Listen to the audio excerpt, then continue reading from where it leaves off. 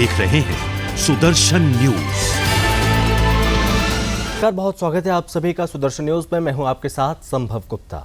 खबरों में हम सबसे पहले बात करेंगे चंदौली की, जहां पर रोजगार सेवक द्वारा अपने पद का दुरुपयोग कर मनरेगा जैसी सरकार द्वारा चलाई जाने वाली महत्वाकांक्षी योजना में भ्रष्टाचार करने का मामला सामने आया।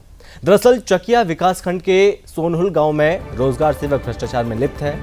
इस मामले में शिकायतकर्ता सुरेश प्रसाद द्वारा जिलाधिकारी को अवगत कराया गया और शिकायतकर्ता ने कहा कि रोजगार सेवक ब्रजेश कुमार द्वारा अपने पद का दुरुपयोग करते हुए कई मनरेगा जॉब कार्ड बनाकर कई वर्षों से फर्जीवाड़ा किया जा रहा है और मनरेगा में मजदूर बनाकर फर्जी ढंग से सरकारी धन का गबन किया जा रहा है। साथ ही ये भी बताया कि रोजगार सेवक के माता पिता भी मनरेगा में मजदूर बने हुए हैं, जबकि एक दिन भी उनके द्वारा मनरेगा में कार्य नहीं किया गया और जिसकी लिखित शिकायत देकर शिकायतकर्ता ने जिलाधिकारी से भ्रष्टाचार करने वालों के खिलाफ कार्रवाई करने की मांग की है।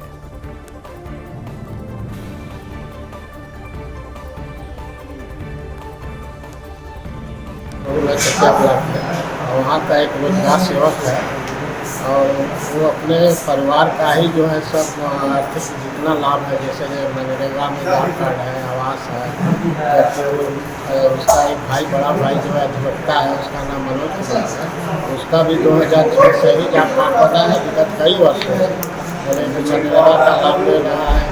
उसकी अपनी पत्नी का भी मतलब वकील जो है अपनी पत्नी का भी बनवाया है, जबकि उसकी पत्नी घर से बाहर निकलती नहीं है।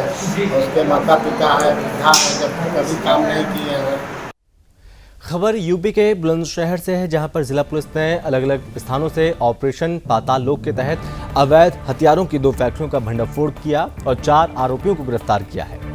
पुलिस ने आरोपियों के पास से 20 तमंचे, 2 राइफल, 1 रिवॉल्वर, 14 अधबने तमंचे, भारी मात्रा में तमंचे बनाने के उपकरण बरामद किए हैं। एसपी सिटी सुरेंद्र नाथ त्रिपाठी ने बताया कि पकड़े गए मुख्य आरोपी विजय पाल पर 9 मामले दर्ज हैं, जबकि आरोपी इस्लामुद्दीन पर 6, नईमुद्दीन पर 7 और जाहिद पर 10 मुकदमे दर्ज हैं। दरअसल नगर क्षेत्र में आम के बाग और अनूपपुर शहर में एक झोपड़ी में अवैध हथियार बनाने की फैक्ट्री चलाई जा रही थी। फिलहाल पुलिस पूछताछ कर रही है और साथ ही आगे की कार्रवाई लगातार हो रही है।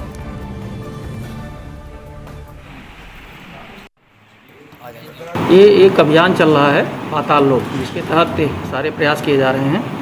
इसमें जो लोग इनका पूर्व में इतिहास रहा है या जो लोग नए इसमें सक्रिय हुए हैं, इन सारे लोगों से की छानबीन की जा रही है।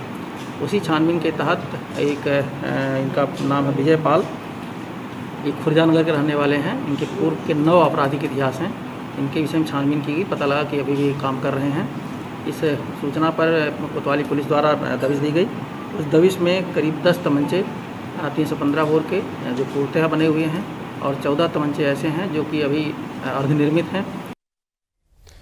खबर यूपी के फरीदपुर से है, जहां पर जलभराव को देखते हुए कोई भी बंदोबस्त नहीं किया जा रहा है और साथ ही नगर की कई सड़कें नाले से पूरी तरह अटक गई हैं और जिनके क्षतिग्रस्त होने का मुख्य कारण नालियां और डीप पूरी तरह टूट चुके हैं। इससे पानी सड़कों और खाली प्लॉटों में बह रहा है।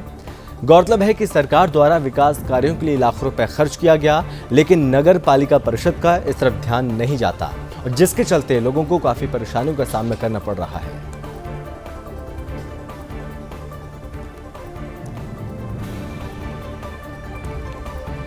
खबर यूपी के गाजीपुर से है, जहां पर देर रात को ट्यूबवेल पर सो रहे किसान की धारदार हथियार से हत्या कर दी गई। इस मामले में एसपी रामबदन सिंह ने घटनास्थल का निरीक्षण किया और किसान की पत्नी से जानकारी ली। किसान के छोटे भाई की पत्नी ने अज्ञात के खिलाफ मुकदमा दर्ज कराया और हत्या की वजह का पता नहीं चल पाया। दरअसल गौसपुर बुजुर्गा गांव में विक्रमा यादव घर से कुछ दूरी पर स्थित अपने ट्यूबवेल पर सोने चले गए थे। वहीं सुबह सुबह जब ग्रामीण मौके पर पहुंचे तो खून से लथपथ विक्रम यादव चारपाई पर पड़े हुए थे और तभी परिजन उन्हें जिला अस्पताल भी लेकर गए। वहां से डॉक्टरों ने यहां पर वाराणसी रेफर किया, लेकिन रास्ते में ही किसान की मौत हो गई। फिलहाल पुलिस ने मामला दर्ज किया और आगे की कार्रवाई शुरू की।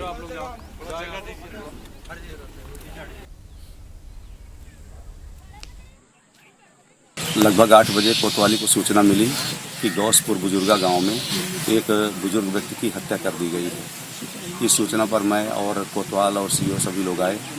तो यहाँ पता चला कि एक विक्रमा यादव नाम के हैं, जिनकी लगभग 55 साल उम्र है।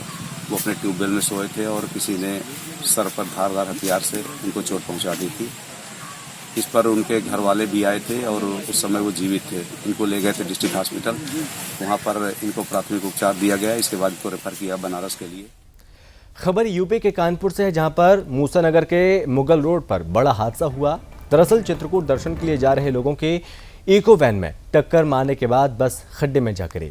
इस हादसे में वैन सवार पिता पुत्र समेत 5 लोगों की मौत हो गई और बस सवार लोग जख्मी हो गए। हादसे के बाद चालक मौके से फरार हो गया। गंभीर रूप से जख्मी 8 लोगों को अस्पताल में भर्ती कराया गया और पुलिस और प्रशासनिक अफसर भी घटना स्थल पर पहुंच गए और घायलों के उपचार की व्यवस्था शुरू कराई। फिलहाल पुलिस घटना की जांच कर आगे की कार्रवाई कर रही है।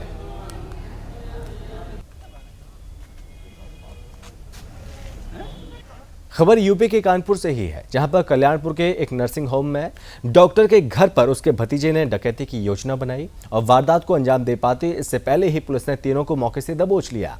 आरोपियों के पास से तमंचा, पिस्टल, कारतूस बरामद किए गए और आरोपियों से पूछताछ कर अन्य लोगों के बारे में जानकारी जो कि जुटाई जा रही है। पुलिस सूत्रों के मुताबिक संदिग्ध हालत में लेटे युवकों को देखकर उधर से गुजरे एक राहगीर ने कंट्रोल रूम को सूचना दी। पुलिस की पूछताछ में बताया आरोपी ने कि उस पर कुछ कर्जा हो गया था। उसके चाचा के नर्सिंग होम से रुपए चुराने के लिए उसने अपने 3 साथियों को तैयार किया। वो घटना को अंजाम देने के लिए शहर आ गया। फिलहाल पुलिस फरार 2 आरोपियों की तलाश में छापेमारी कर रही है।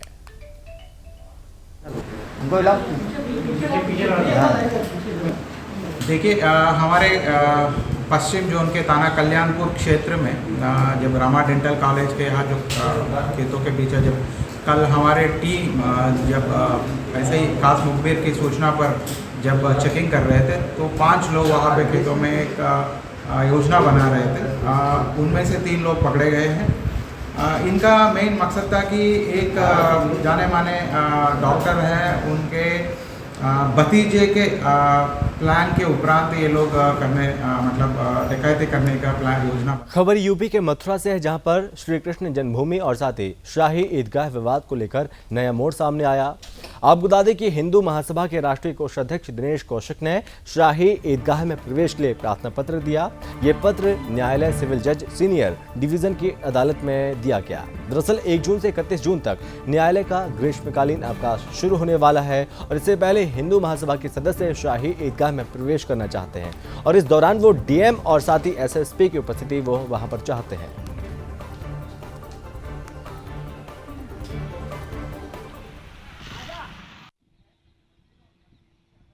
हमने माननीय न्यायालय में प्रार्थना पत्र दिया था कि 1 महीने की छुट्टी होने जा रही है, तो उसमें ये लोग प्राचीन साक्ष्यों को नष्ट कर सकते हैं। इसलिए हमने उसमें डीएम एसएसपी साहब के साथ में प्रतिदिन जाने के लिए प्रार्थना की थी।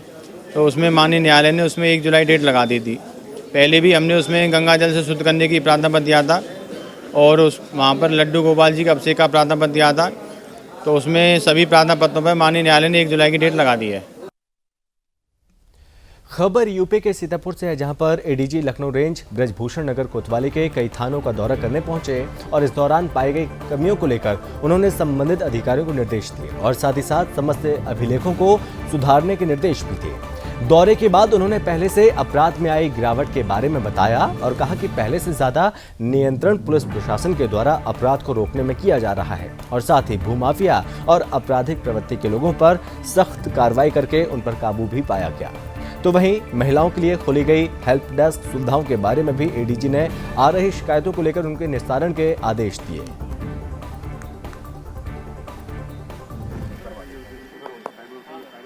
देखिए, जो थाने का होता है इंस्पेक्शन, उसमें क्राइम कंट्रोल के अलावा जो हमारे थाने की वर्किंग होती है, रखरखाव होता है, वो हम सारा देखते हैं। मेन फोकस है भाई थाने की साफ सफाई का बेटर है, इसमें कोई दो राय नहीं है, साफ सफाई बेटर है। क्राइम भी 2021 में और 22 में काफ़ी कंट्रोल रहा है। और इसी के साथ इस बुलेटिन में बस इतना ही। आप बने रहिए सुदर्शन न्यूज के साथ। जय हिंद।